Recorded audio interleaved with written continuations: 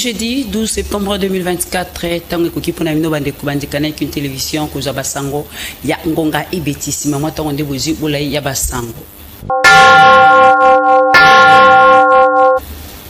Tata Mokondi Félix Antoine Tshisekedi Tshilombo Ayambaki Mokola mercredi 11 septembre tour à tour envoyé spécial il y a président centrafricain ministre d'administration du territoire décentralisation et développement local Bruno Yapande et président Yassisa Christian Bosembe Mokola Ndango Kalate Kaka édition Oyo.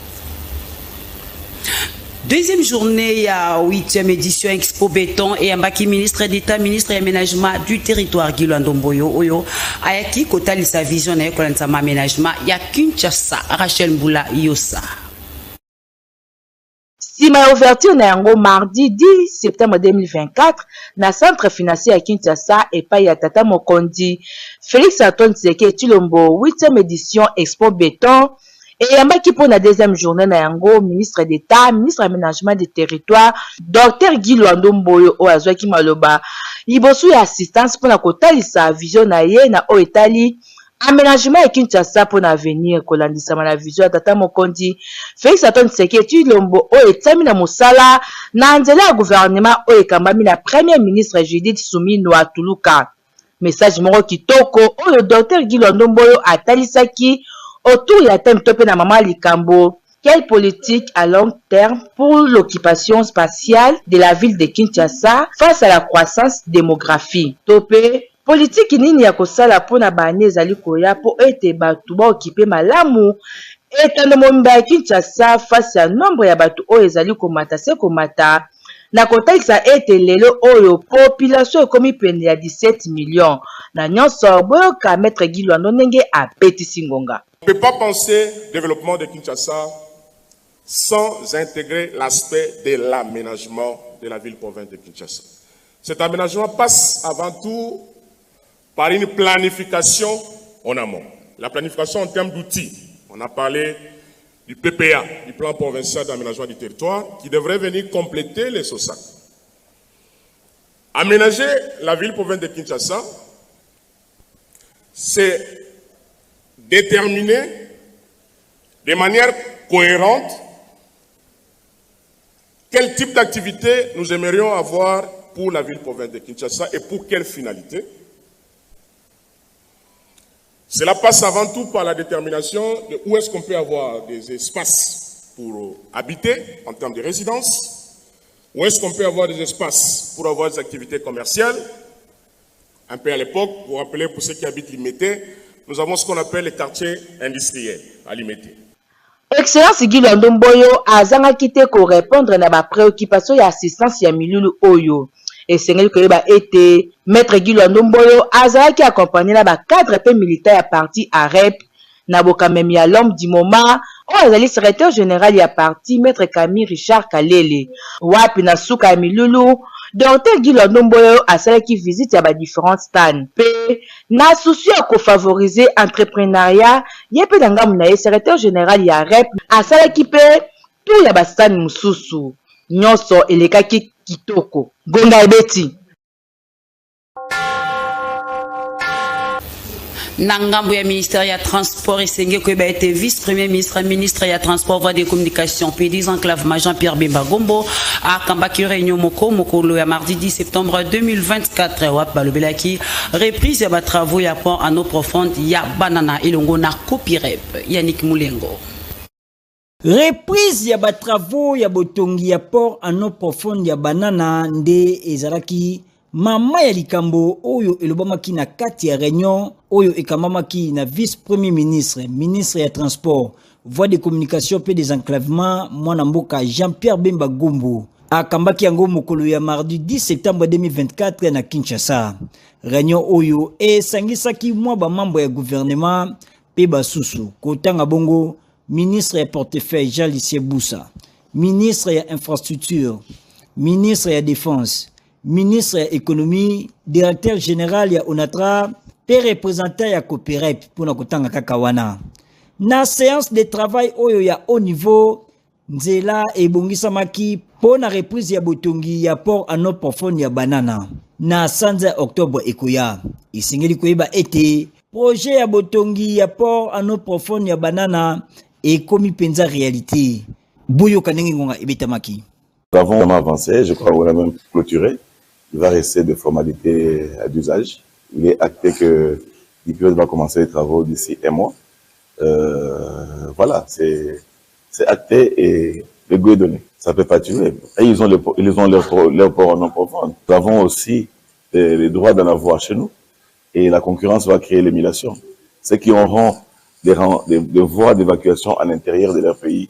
plus efficaces gagneront le marché. C'est désormais une réalité. Et là, nous attendons de la part de nos partenaires du DPO qui vont nous envoyer le chronogramme du début des travaux. Mais ce qui est vrai, c'est que d'ici un mois, ils commencent. Ngonga ebeti. Tokatisa na etuka ya beni mingi penza na province Nord Kivu pe wapi correspondant ngonga ebeti jina Ivo Apalu kwa zeko beta ngonga na nzela alo pona kotelisa ete elema moko ya wazalendo abomi élève moko ya école ya Bakara Nyaruchina na Goma na Nord Kivu pe mibale bazoka kibola ndena alo ya Yannick Mulengo Diandevo na ndenge bozali komona na bililina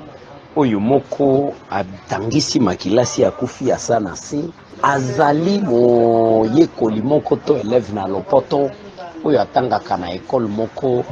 Bakara Nyaruchinya eza penza na barrière ya André ya Goma penza na Goma soki ozobima na Butembo yango nde oyo na bizaleli azali kolakisa na koloba ndenge nini ezalaki tozalaki na kelasi sikoyo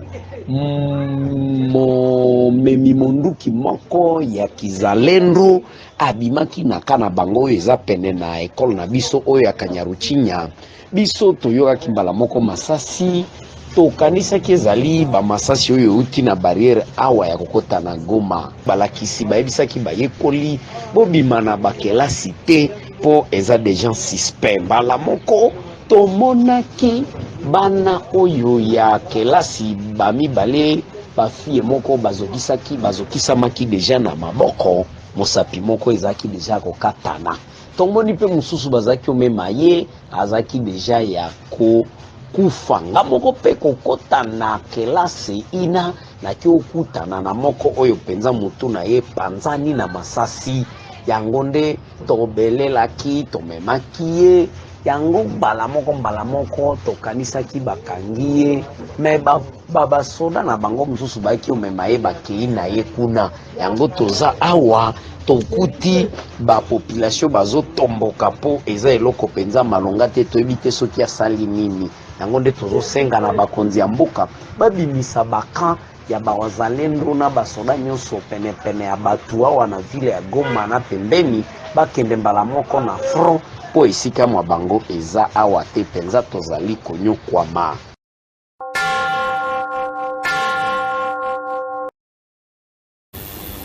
tozonga na ngambu ya ville province ya Kinshasa pona kotelisa bino ministre provincial ya santé Patricien Ngongo azalaki na assemblée provinciale ya Kinshasa jeudi 12 septembre 2024 kosolola na commission environnement et aménagement du territoire et kamamaka honorable Steve Mulumba pona koyeba lolenge nini bazali ko procéder na secteur ya santé na ngambu ya commission na bango masolo elekaki malamu boyoka elobeli ya ministre provincial ya santé Patricien Ngongo na bilili ya Patrick Lusala. Aujourd'hui, j'ai été appelé au niveau de la commission environnement et aménagement du territoire. Il était question de répondre à plusieurs questions qui m'ont été posées par les honorables députés. J'ai eu à faire cet exercice qui s'est révélé très enrichissant. Nous nous sommes promis de rester ouverts à des échanges. Et puis, je leur ai expliqué tout ce qui était les alentours du système de santé du niveau intermédiaire dans les systèmes de santé de la ville province de Kinshasa. Et puis je leur ai promis que je vais transmettre à la commission tout ce qui sera nécessaire pour éclairer l'air lanterne et puis qu'on puisse voir comment travailler, rester contactés, travailler ensemble. Bon, pour la pandémie, comme ce n'était pas la question, mais nous sommes en phase d'épidémie. Aujourd'hui, la ville de Kinshasa compte 517 cas suspects et 94 cas confirmés. Nous avons 4 décès. Et puis, nous avons essayé de mettre des stratégies de riposte. Nous avons renforcé l'hygiène au niveau des points d'entrée de Kinshasa parce que vous savez que l'Équateur est parmi les provinces la plus touchées. Et puis tous ceux qui viennent de l'Équateur entrent chez nous. Si vous constatez bien, l'épidémie est beaucoup plus concentrée au niveau des Limete, donc pas Kadjouma. C'est pourquoi nous avons renforcé des sites des traitements d'Mpox. Nous avons un site qui est en train d'être aménagé au niveau de Pakadjouma. Nous avons l'autre site ici à Vidjana. Nous avons l'autre site au quartier 3 de Massina dans l'hôpital des Cinquantenaires. Nous avons CNPP de Kikole. Nous allons ouvrir l'autre site ici au niveau de l'HJ et de l'hôpital Mondeko. Tout ce que nous faisons sont des stratégies pour contenir l'épidémie, pour que l'épidémie ne puisse pas envahir toute la ville. Mais le Quinoise et le Quinois doivent être rassurés et nous ne ménageons aucun effort pour que la riposte puisse être décalée. Oui, il y a des vaccins qui venaient d'arriver. Vous avez suivi que nous étions allés avec le ministre national accueillir les vaccins nous donnés par les États-Unis et par l'Union européenne. Mais maintenant, la ville de Kinshasa n'étant pas encore en danger, c'est pourquoi le niveau national a choisi 6 provinces. Donc, la question de la vaccination n'est pas encore posée au niveau de la ville, mais une fois que ça sera posé, nous n'hésiterons pas de vous informer. Ministère et environnement, propriété publique, paix, embellissement et ville à Kinshasa, à PC 15 jours na batu oyo, bazali kota ba kiosque ba conteneur pe biloko mosusu na espace ya l'État balongolango na lombango Yannick Mulengo ndatanga kiyango. Communiqué ya ministère provincial ya environnement, propriété publique, paix, embellissement ya ville ya Kinshasa ezali koyebisa na population kinoise ete sima ya lancement ya opération coup de poing Kinshasa ezobonga na nzela ya gouverneur ya ville province ya Kinshasa. Ministre provincial ya environnement, propriété publique, paix, embellissement ya ville ezali koyebisa na bato nyonso ete na terme ya édit numéro 003/2013 ya le 9 septembre 2013 relatif na assainissement pe protection ya environnement ya ville ya Kinshasa ezali interdit pe epekisami na etando mobimba ya ville ko kipe ba veni pe kozwa ba espace public pour na entreposage ya ba conteneur pe kiosque abando ya bepa via mituka pe banjete pe lisusu ko tia ba mesa na balabala garage ba terrasse ba veranda pe ba wenze na balabala epekisami moratoire epesami ya 15 jours et pas ya population pour ete moto nyonso oyo azali concerné azonga bongo na molongo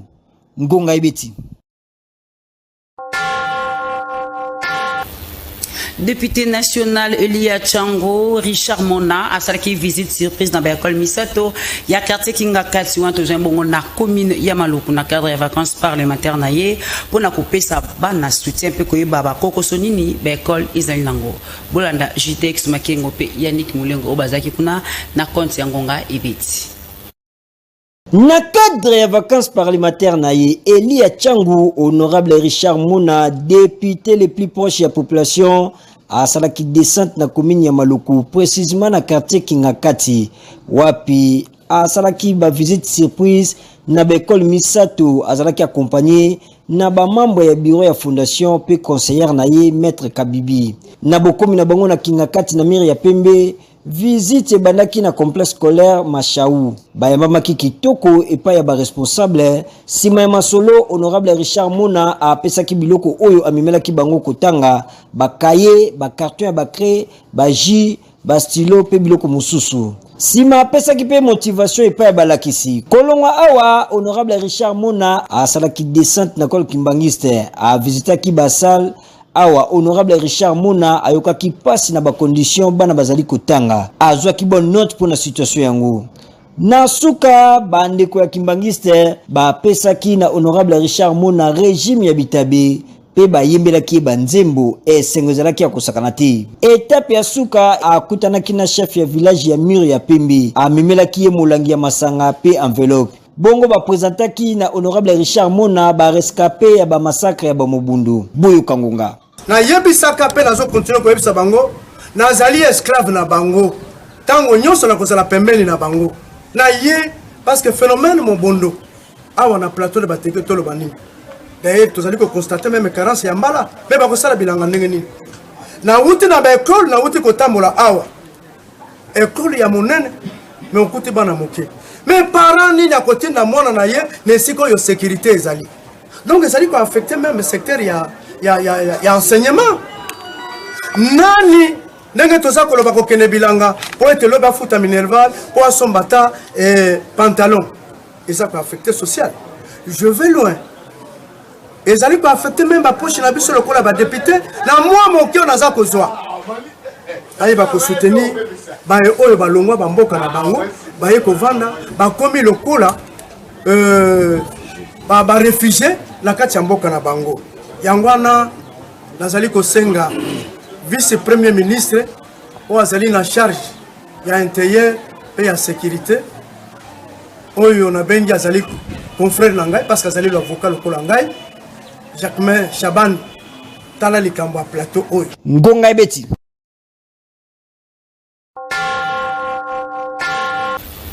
na basango mosusu esenge boye baete balabala kimwinza mbole na quartier yolo sud na commune ya Kalamu ezali ya kobeba makasi population lobi mabulu pe biloko mosusu ebebisa veni pamba te ka niveau ezali ya koboucher kirage nango esala makate ngonga ebetamina Yannick Mlengo pe bilili ya Sardu Dimbu pono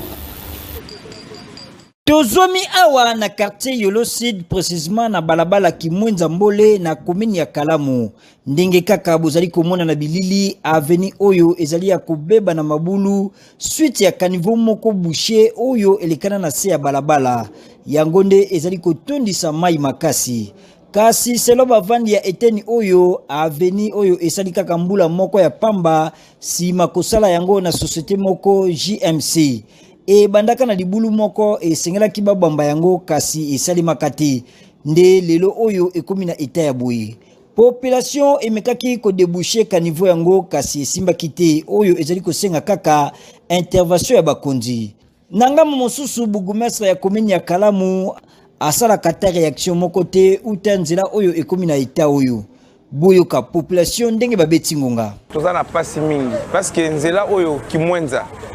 ya na Yolo na Kalamu ebebaki mais compagnie na kombo JMC bangonde bato sala nzela oyo JMC be basala on mabete à peine JMC tu sala nzela oyo a tozoloba et ça il pas même une année nzela bebi lisusu tali passe bani ko toboka na temps ba silisi libulu mo ebandi wana il fallait ba bétonner mais ba bétonner te donc ça le kuta ça biso la population c'est ça des bateaux bazo sala ouvrage bazo sala en longue durée te baza sérieux te na exécution misala na bango OVD musa za ko curer il faut pas ça la suivi biso to ko bimisa matiti wana mais nana olongola po ke bwaka ngo musika et ozo na kata ba kanivo to komi na moment oya ya mbula peuple a souffrir malade eza kiri malade ya liboso eza na ba mai oyo komona oyo batera se ba otira ngo tena na commune ya Kalamu to na ba lobelité nombre ba lobela ba olakisa na parlement baza ba lobela na biso te to yebi bango te e kozala malamu na bakonzi tango mosala ezali kosalema kolandela yango nzela soki etongami sika po ekufa il faut kozela au moins 10 ans kasi oyo esali kaka mbula moko ezali kobwaka mbongo ya bacontribuable ngonga ebeti Finale ya tournoi ya première édition dénommée Challenge Edi Iyeli Abakade Betamaki Mikoleleki na terrain ya Bondo commune ya Ngiringiri na Bokamemi ya superviseur Nene Mbala wapi équipe ya Selembao ekutanaki na équipe ya Ngiringiri score ezalaki ya 1-0 na faveur ya Bana Selembao Bolanda.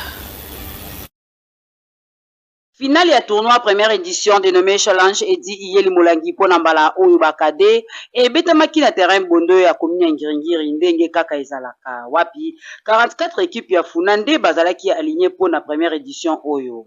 Après différentes équipes koleka finale e betamaki na équipe ya Selemba pe Ngiringiri liboso ya bakambi ya fondation Iyeli Molangi Edi na supervision ya coach Nene Mbala. Bokutani oyo entre Selemba pe Ngiringiri ezalaki na score ya 1-0 na faveur ya équipe ya Selemba boyoka équipe gagnante ndenge babetaki ngonga. Premièrement, tout remercier nous papa social Edi Molangi pour l'organisation et puis nasa tellement na joie ya cause finale la pese merci minga papa social ata la biso ata la kana biso donc merci vraiment papa social message na eza ke elboso na remercier na organisateur à tournoi oyo pe tozalaki équipe moko ezalaki éliminé depuis la deuxième journée mais na grâce na bon mo abende biso meilleur perdant qui peut te mériter de comme na finale to finale on a série merci na organisateur à tournoi oyo merci na pour ça ndo équipe perdante bana ngiringi pe babakisaki boyo